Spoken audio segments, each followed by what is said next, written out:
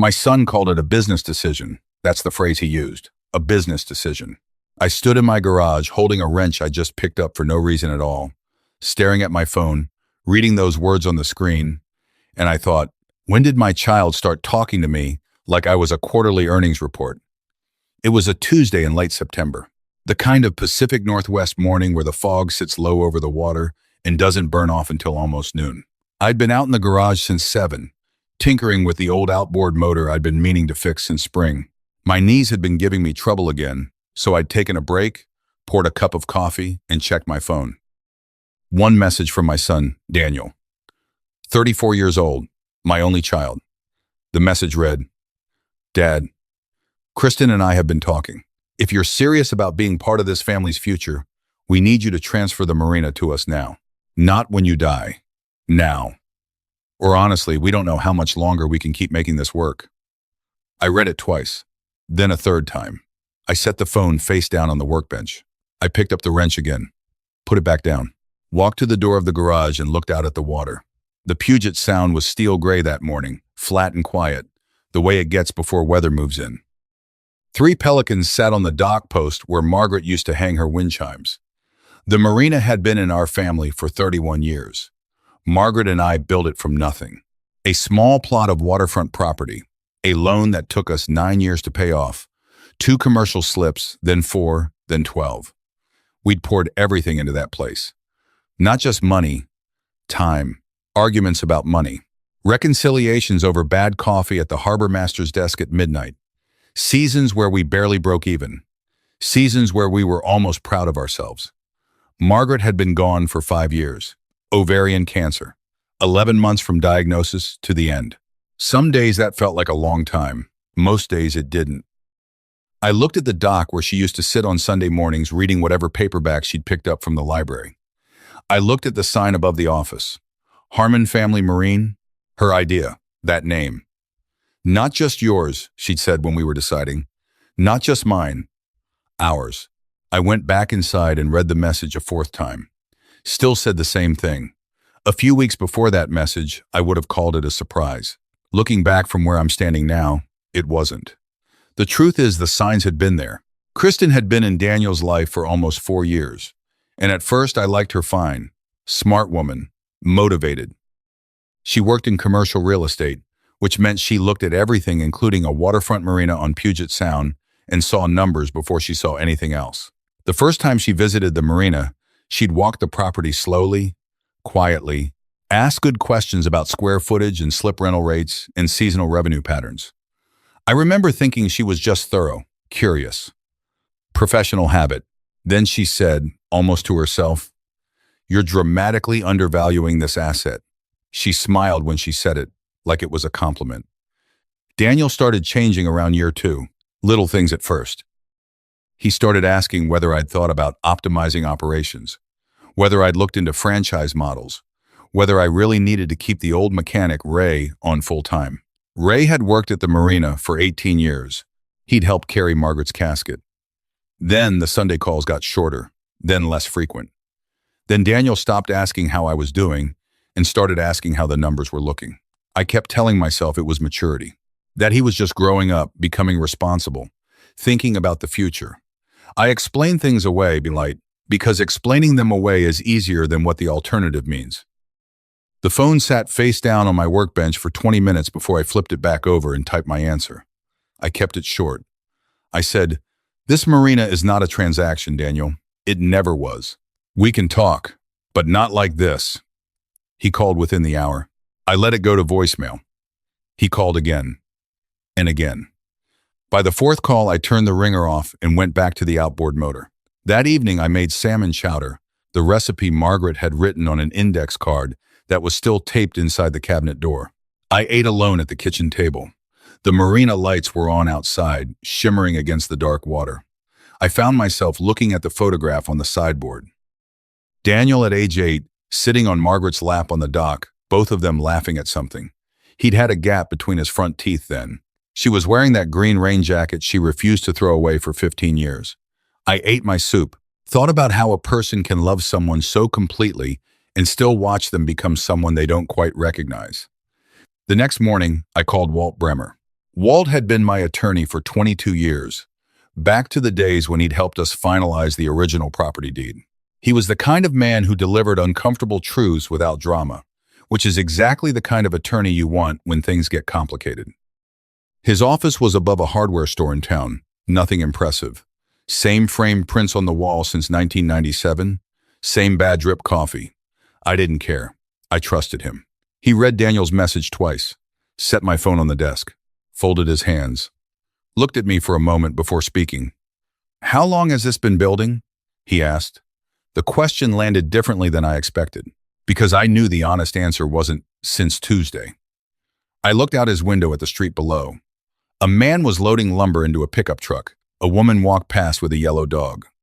"Longer than I want to say," I told him. Walt nodded. "Tell me about Kristen." So I did. I told him about the property walk, the questions about asset valuation, the subtle way conversations with Daniel had shifted over 4 years from family to finance. Walt listened without interrupting, which is one of the things I'd always valued about him. When I finished, he asked one question that I hadn't expected. "How much has he borrowed from you?" I didn't answer right away. The truth was that after Margaret passed, Daniel had struggled for a while. Grief lands differently on everyone. He'd lost a job, then taken another one that didn't work out. There was credit card debt, a car that needed replacing, an apartment deposit when he and Kristen first moved in together. Small things mostly, but there were a lot of them, and I'd covered every single one without hesitation. Not because he demanded it, because he was my son. Because Margaret wasn't there to share the worry, and doing something felt better than doing nothing. Walt listened without expression while I walked through the list. When I was done, he was quiet for a moment. Then he said, "Robert, there's a difference between being a father and being a safety net. The first one is unconditional. The second one, if you do it long enough, teaches people to take the net for granted." I didn't respond, because he was right, and I hated how completely right he was. Then Walt said, "There's something you should know before this goes any further." He stood up and walked to the filing cabinet in the corner of the room, opened the second drawer, pulled out a folder. I recognized it. I'd been waiting, honestly, to see whether this moment would come. 3 years after Margaret died, I'd made a decision. Not immediately, not emotionally. It had taken me most of a year to think through. The idea started after a conversation with a man named Gil Pacheco, a Navy veteran I'd met through a Harbor Association meeting. Gil had lost his wife, then lost his business 6 months later. He'd spent 30 years building something, and it was gone inside of a year. Around the same time, I'd connected through our church with 2 widows who were facing similar situations. People who had spent their lives working. People one bad season away from losing everything. Those conversations sat with me. Margaret and I used to talk about this, actually, about what you leave behind when you're fortunate enough to have built something real. She always believed that if you had more than you needed, some of it belonged to the community that helped you build it. So I'd restructured the Marina ownership, not impulsively, carefully, over months of conversations with Walt and a financial planner and a charitable giving advisor. The Marina property was transferred into an irrevocable business continuation trust. The arrangement allowed me to operate it for the rest of my life. After I was gone, the property and its revenues would support a maritime vocational training program for veterans and low-income young people in our county. The kind of program that teaches people to actually work on boats, maintain engines, run a waterfront business. The kind of skills that create a real life. The paperwork had been finalized 2 years ago. The Marina was already protected. No inheritance dispute could reach it. No demand could move it. Walt opened the folder. "The trust is ironclad," he said.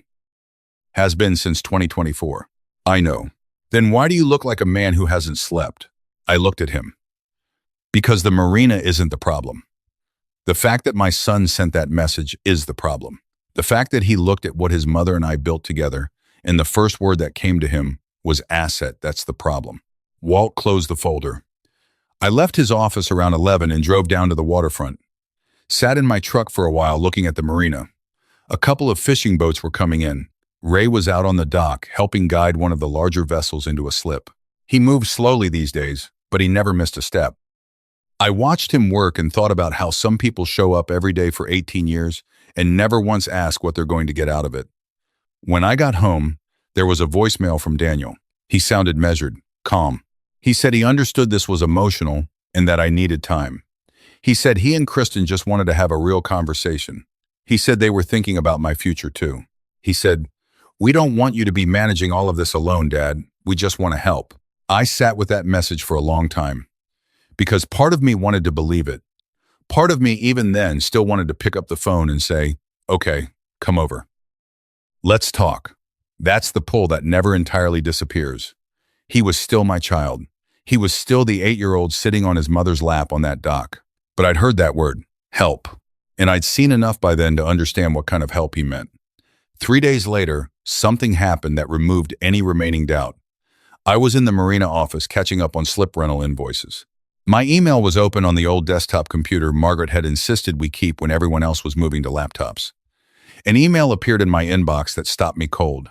It was from Kristen. The subject line read, Harmon property valuation phase 2 options. It was not addressed to me. My email address, harmon.marine@cascadecoast.net, differed by one letter from someone else's address. Kristen had mistyped and sent it to me instead of her intended recipient, who appeared to be a colleague at her real estate firm. I should have closed it. I should have forwarded it back with a note about the wrong address. Part of me knew, even as I was reading it, that I was crossing a line. But the subject line was right there, and so was my son's name, in the opening paragraph, right next to the words acquisition timeline and fair market assessment and elder transition planning. I read the whole thing. It was a detailed memo. Kristen had been working on it for a while, that much was clear from the thoroughness of the language. It outlined the Marina's estimated current value, comparable waterfront sales in the county from the past 18 months, projected appreciation over the next decade, and several scenarios for transfer and repositioning of the asset. My name appeared several times, not as Daniel's father, as the current holder, as primary obstacle to transfer. At one point, she'd written a line that I've thought about almost every day since. The holder is emotionally attached to the property. This is both the main challenge and the primary leverage point. Leverage point. I sat very still for a long time. The office smelled like salt water and diesel and old wood, the way it had always smelled. Outside, a seagull landed on the dock railing and sat there, looking around with that expression seagulls have, like they're mildly disappointed by everything. I closed the email, walked outside, stood at the end of the dock. The water was very flat that afternoon, the kind of flat that looks like gray glass. I stood there until I felt the cold coming through my jacket, which took a while. Then I went back inside and called Walt. The following month was one of the hardest I can remember since Margaret died. Not because of anger, because of grief. There is a specific kind of grief that comes from watching someone you raised gradually reveal themselves to be a person you don't entirely know. It happens in increments. A word here, a look there, a business memo where your name is filed under leverage. The phone calls increased. Daniel. Then Kristen once, directly, for the first time. She was warm, professional, careful. She talked about family stability and legacy planning and their hopes for the future. She used the word stewardship. She did not mention the memo. Relatives started calling. My brother Frank called from Phoenix and said, "Ed, just hear them out. They're just trying to plan." An old friend from the Harbor Association asked if I was being a little rigid. Everybody seemed to have opinions. Very few had the full story. I noticed Daniel had been telling people a version of events that made him sound patient and me sound unreasonable. Not lying, exactly. Framing. There's a difference, and it's a thin one. I stopped taking most of the calls. The peace was worth it. Then, about 6 weeks after the first text message, Daniel came to the Marina alone. No Kristen. Saturday morning, the fog was still thick, the kind that muffles everything. He showed up while Ray and I were going over the winter maintenance schedule. He stood at the door of the office looking like he hadn't slept well. Older than I expected, tired around the eyes. I told Ray we could finish later. Daniel and I walked out to the end of the dock. Neither of us spoke for a while. The boats rocked gently in their slips. A harbor seal surfaced near the breakwater, looked at us, and dove again. Margaret always loved when the seals came in. Eventually, Daniel said, "I didn't mean for it to feel like an ultimatum." I looked at him. "What did you mean for it to feel like?" He didn't have an answer for that. He looked out at the water. "We're trying to build a life, Dad. Kristen and I. We're thinking about kids someday, about stability, about, about the Marina. He hesitated. It's a significant asset. I don't think it's wrong to think about the future. Neither do I said. I've been thinking about the future for 30 years. This dock, those slips, that office, I built all of it thinking about the future. Your mother and I both did. Something shifted in his face when I mentioned Margaret. Not guilt, exactly. Something more complicated. She would have wanted me to have it, he said quietly. And there it was. The same sentence, almost word for word, that I had been dreading. I felt it land the way a cold wave hits when you're not expecting it. I looked at my son for a long moment. Don't do that, I said. Don't use her for this. He didn't say anything. She wanted you to have a good life, I told him. That's not the same thing. We stood there in the fog for a while longer. Eventually I said, come back to the office. There's something I've been meaning to tell you. He followed me in. I made us both coffee. Then I sat down across from him and told him about the trust. Not all of it, just enough. I told him the Marina's future had already been decided, that it had been decided legally, permanently, 2 years ago, that it wasn't a discussion anymore. He stared at me. What does that mean? I told him what it meant. His face went through several things in quick succession. Confusion, then disbelief, then a flash of something sharp that he tried to cover. Why didn't you tell me? Because it shouldn't have mattered, I said. It doesn't matter to you that I might have. He stopped himself. That you might have what, Daniel? He looked away. He didn't finish the sentence. But I heard the end of it anyway. That he might have planned differently. That he might have positioned differently. That the asset he'd been factoring into his future had just disappeared from the spreadsheet. He left without finishing his coffee. That was 2 weeks before the Harbor Association's annual dinner. Every year, the event brought together marina owners, fishermen, suppliers, and local officials for what was essentially a working dinner disguised as a celebration. Daniel had come to several of them over the years. He'd asked to be included this year, and I hadn't found a reason to say no. Walt had suggested I skip it. Less exposure, he said, less opportunity for things to go sideways. But I'd been going to that dinner for over 20 years. I wasn't going to hide. I almost wish I'd listened to Walt. The evening was fine, mostly. Daniel and Kristen were there together. She was polished, as always. Conversation at the table stayed at the surface. Work, weather, local politics. Kristen asked smart questions about harbor expansion proposals. Nobody said anything about the marina. Nobody said anything about anything real. Around 9 o'clock, I stepped outside for some air. The restaurant sat on the waterfront. The lights from the docks reflected on the water. I was standing near the parking lot railing when I heard voices from around the corner. Daniel, and a man I recognized as Kristen's colleague from her firm, the man whose email address she'd mistyped as it happened. I wasn't trying to listen, but once I realized what they were talking about, I stayed where I was. Kristen's colleague was asking a question I couldn't fully make out. Daniel answered, "It's more complicated than we thought." A pause. Then, the old man moved the pieces before we even sat down at the board. Another pause. Then lower, almost to himself. "She's going to be upset. This changes the whole plan." The whole plan, not the family situation, not things with my dad, the whole plan. I stood in the cold for another minute. Then I walked quietly back around to the entrance and went inside. I sat at my table and drank my water and watched Daniel come back in a few minutes later and smile at Kristen and take his seat. She leaned over and said something in his ear. His expression didn't change. I drove home alone. Sat in the driveway for a while looking at the water. I'd spent weeks asking how to fix this. That night, for the first time, I stopped asking that question and started asking a different one. If nothing changes here, how much damage gets done? The answer arrived sooner than I expected, and it came from a direction I hadn't anticipated. Walt had been filing updated trust documentation with the county as part of a routine annual review. Standard procedure, nothing dramatic. But the filing included an updated beneficiary designation and a formal description of the vocational training program the trust was designed to fund. The filing was public record. Someone, I was never certain, who flagged it to a reporter at the local county paper who covered business and waterfront development stories. A small piece ran on a Tuesday, 3 paragraphs. It mentioned the trust, the marina, the veteran training program, and my name. Nothing inflammatory, just facts. Daniel called me that afternoon, not with anger, with something quieter, which was worse. You made it public, he said. The public record made it public, I told him. It's been in place for 2 years. Silence. Then, Kristen is very upset. I imagine she is. Another silence. Longer. Then Daniel said something that I've turned over in my mind many times since. I didn't know she'd gotten that far with it, Dad. I was quiet for a moment. With what? Exactly.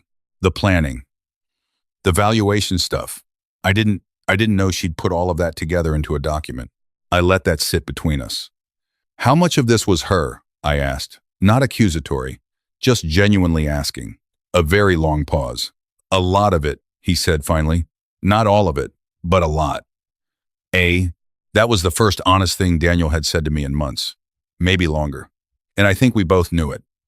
What happened over the following weeks happened gradually, the way the important things usually do.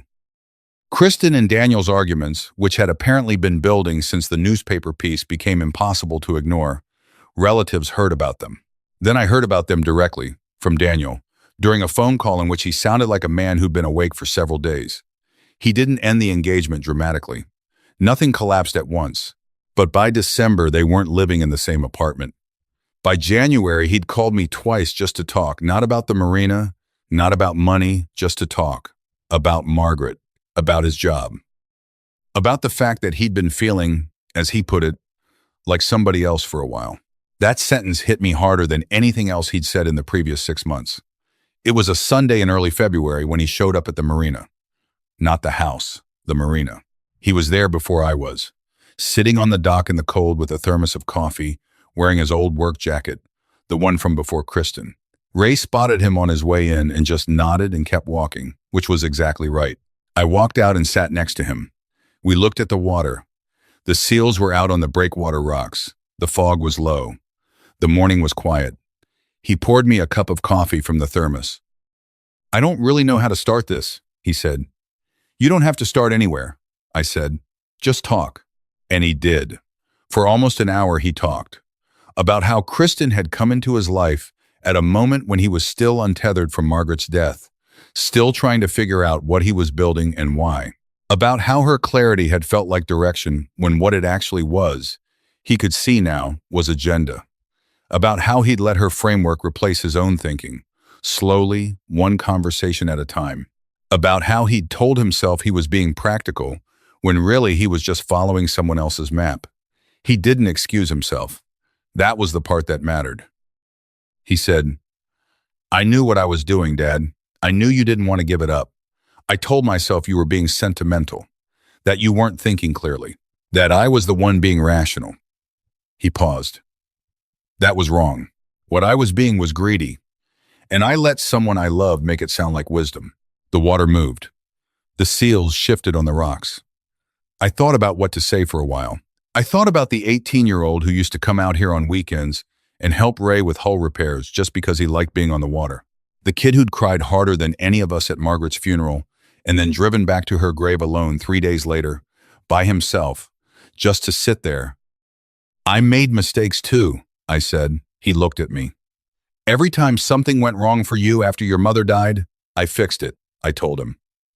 Not because you asked, because I didn't know what else to do with how much I missed her. I looked at the water. I should have let you solve more things yourself. I thought I was helping. Mostly I was making it easier for you to stay dependent and harder for you to trust your own judgment. He didn't say anything for a minute. Mom would have figured that out faster than you did, he said. I laughed. The first real laugh I'd had in months. She would have figured it out in about a week and a half. We sat there for a while longer. The morning warmed up slightly. Ray came out at some point and asked if we wanted him to start on the port engine. I told him yes. He walked away without a word, which was his particular form of grace. Eventually, Daniel asked if he could come out and help with the winter maintenance work. Not as a future owner, not as any kind of stakeholder, just as somebody who wanted to be useful, who wanted to be around the place. I told him Ray would put him to work. He showed up the following Saturday, and the Saturday after that. By spring, he'd started asking Ray questions about engine repair. Real questions, patient ones. Ray, who was not a particularly patient man with most people, seemed to have decided Daniel was worth his time. I watched them working together one afternoon from the office window. The sound of the water and the work, and the occasional shorthand between a man who knew everything about boats and a younger man trying to learn. Some things you can't rush. Some things you can't force. Some things have to be dismantled completely before they can be rebuilt the right way. The Marina will go to the veterans and the young people who need it after I'm gone. That decision stands. But the dock is still here now, and the morning fog still comes in off the sound, and there's coffee in the office, and sometimes my son comes out on weekends and works until his hands are dirty and his jacket smells like diesel. Margaret would have liked that, the rebuilding part. She always said the most important things weren't things you owned. They were things you chose every day to keep showing up for. She was right about that. She was right about most things. If you've ever had to hold a line with someone you love, not out of pride, but out of respect for something real, then you already know how hard that is. And you probably know it's worth it. Thank you for listening, friends. Holding a boundary with someone you love isn't the same as closing a door on them. Sometimes it's the only way to leave the door open at all. When Ed refused to surrender what he and Margaret had built, he wasn't protecting property. He was protecting the truth of who his family had always been. And that quiet, patient act of dignity gave his son something no inheritance ever could: a reason to come back as himself. A small note for you: this story was created and fictionalized by AI, crafted to bring you a moment of warmth and entertainment while hopefully leaving behind a little something worth carrying into your own day.